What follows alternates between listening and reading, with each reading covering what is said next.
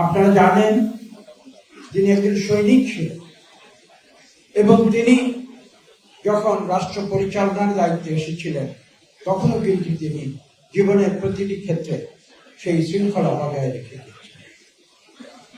কেন সেটা আপনারা জানেন, কারণ তিনি বিশ্বাস করতেন যে একটি জাতিকে যদি পুনর্গঠন করতে হয় তাহলে শৃঙ্খলা বেঁধে রেখে।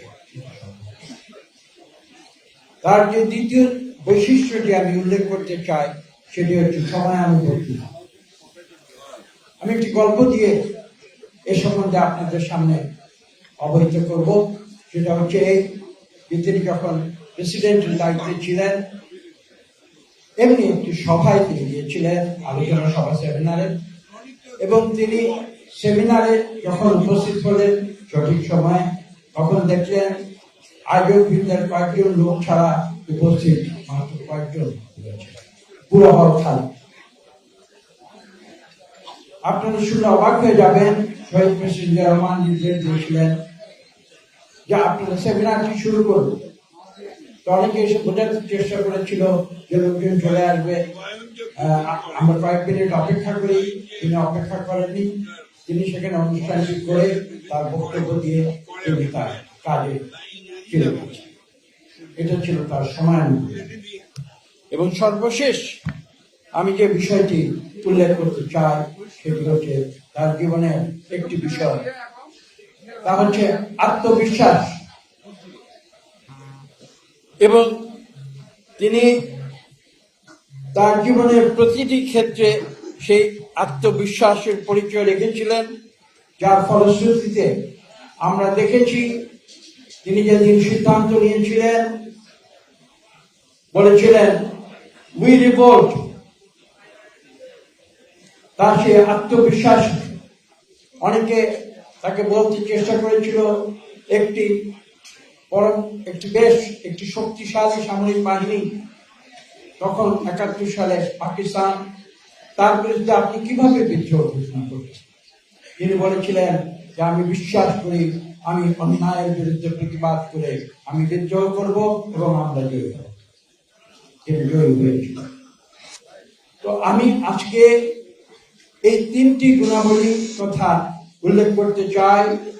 আমি বিশ্বাস করি জাতির এই ক্রান্তি লগ্নে আমরা শহীদ প্রেসিডেন্ট জিয়া রহমানের অনুসারী।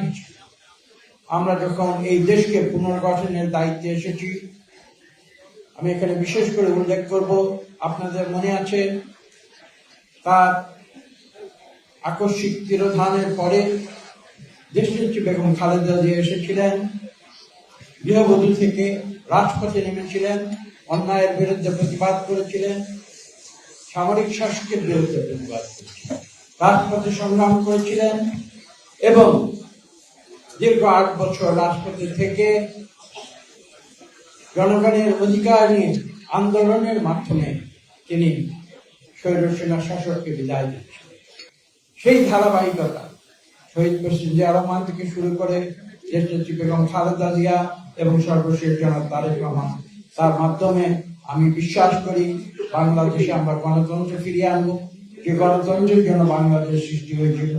এবং দ্বিতীয়ত আমি এটাও বিশ্বাস করি শহীদ প্রেসিডেন্ট জিয়া রহমান যে কথাটি বলতেন, উৎপাদনের রাজনীতি। আমরা আজকে অনেকে উন্নয়নের কথা বলি, কিন্তু শহীদ প্রেসিডেন্ট জিয়া রহমানের বক্তব্য ছিল উৎপাদনের রাজনীতি। অর্থাৎ আমরা নিজেরা উৎপাদন করব দেশের ভেতরে, এবং সেই উৎপাদনের ফলশ্রুতিতে একদিকে উন্নয়ন যেমন হবে, ঠিক পাশাপাশি সেই উৎপাদন প্রক্রিয়ার মাধ্যমে বাংলাদেশের প্রতিটি মানুষের কর্মসংস্থান হবে। এবং সেই বিষয়ে লক্ষ্য রেখে কিন্তু তিনি উৎপাদন শব্দটি ব্যবহার করতেন।